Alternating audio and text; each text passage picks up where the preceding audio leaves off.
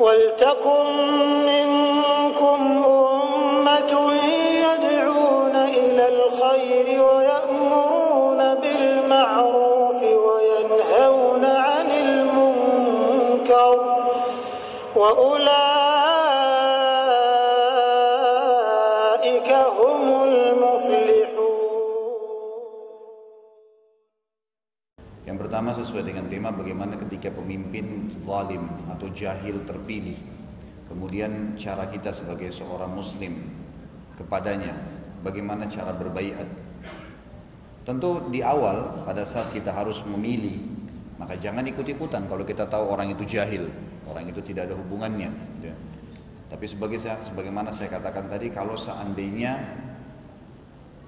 ada yang sifatnya terpilih, sudah terpilih, maka kita wajib mentaati pada hal-hal yang ma'ruf. Sebagaimana sudah saya jelaskan tadi, gitu kan? Kita tidak boleh membangkang selama mereka tidak melarang kita sholat. Di dalam sebuah riwayat yang penuh dengan hikmah, kata Nabi SAW, kalau kalian dikaruniai pemimpin yang zalim, maka bersabarlah karena waktunya akan berlalu. Kurang lebih makna hadisnya begitu, karena waktunya akan berlalu. Artinya orang itu akan meninggal dunia dan akan habis sebagaimana rezimnya Fir'aun, ya, kemudian Namrud dan banyak raja-raja zalim, mereka hilang setelah itu dan mereka akan mempertanggungjawabkan di hadapan Allah Subhanahu wa taala.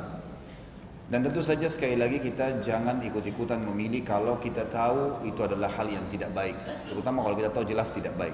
Tapi setelah mereka terpilih, kita wajib untuk mentaati pada hal-hal yang ma'ruf, kecuali kalau kita tahu ini memang orang yang layak, maka silahkan saja. Apakah pemimpin yang mengharamkan apa yang telah Allah Subhanahu wa taala halalkan dan menghalalkan apa yang Allah haramkan dan tidak menerapkan hukum Allah termasuk tagut? Karena saya pernah membaca fatwa dari Muhammad bin Abdul Wahhab bahwa 5 pentolan tagut, nomor 1-nya adalah syaitan, nomor 2-nya adalah pemimpin yang zalim, pemimpin yang tidak menerapkan hukum Allah Subhanahu wa taala. Apakah itu benar? Tentu di sini kalau dia memimpin dan ini termasuk maksiat pada Allah Subhanahu wa taala. Kalau dia melakukan hal tersebut, dia menghalalkan apa yang Allah haramkan dan sebaliknya, maka diingatkan dan ditaati pada hal-hal yang ma'ruf, ditolak apa yang dia melakukan atau perintahkan hal-hal yang melanggar agama. Kalau dia melarang misalnya umat Islam untuk melakukan satu kegiatan yang memang sudah jelas wajib, maka itu tidak boleh ditaati. Atau dia memaksa kaum muslimin untuk melakukan perbuatan yang bisa masuk pada perbuatan syubhat atau haram, maka tidak boleh ditaati. Jadi kan sambil diingatkan.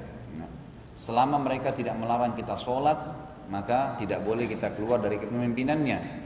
Dan selama memang dia masih dalam kepemimpinan, termasuk di sini kata ulama kalau pemimpin tersebut adalah orang-orang kafir, tetap wajib dipatuhi kalau mereka sudah terlanjur terpilih pada hal-hal yang ma'ruf dan ketaatan kita kepadanya, Allah akan berikan pahala karena itu bentuk kepatuhan kepada Allah Subhanahu wa taala. Kalau hal yang ma'ruf, tapi hal yang tidak ma'ruf yang berbau maksiat maka kita tidak boleh dukung.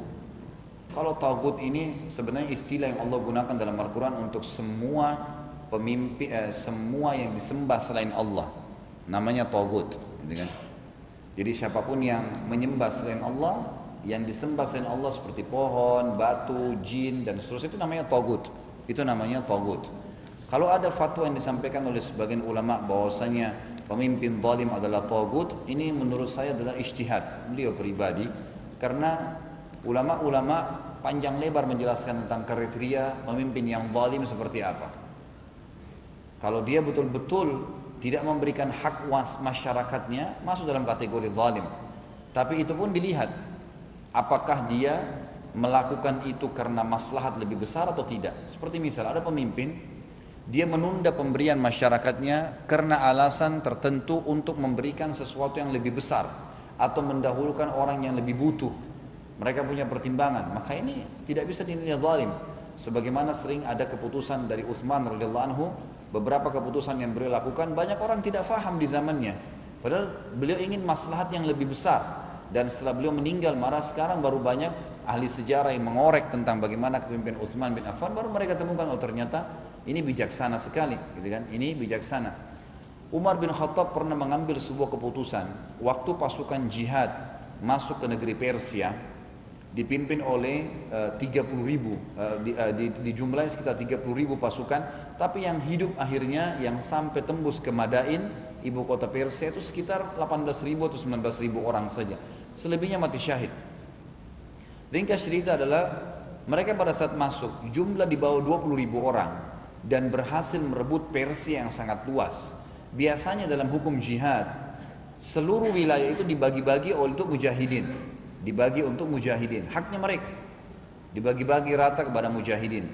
Waktu itu Bilal termasuk salah satu mujahid yang pergi ke negeri Persia, dan waktu itu dia berharap dibagi oleh Umar bin Khattab ghanimah tersebut. Tapi Umar bin Khattab punya keputusan yang berbeda. Pada saat itu Umar bin Khattab memberikan keputusan kalau ghanimah ini, ya, kalau yang sifatnya harta benda, pedang, emas, itu diberikan kepada mujahidin. Tetapi kalau yang sifatnya tempat tinggal, tanah, perkebunan, maka beliau mengambil sebuah hukum. Umar bin Khattab melakukan sebuah titah kalau itu dibagi dua.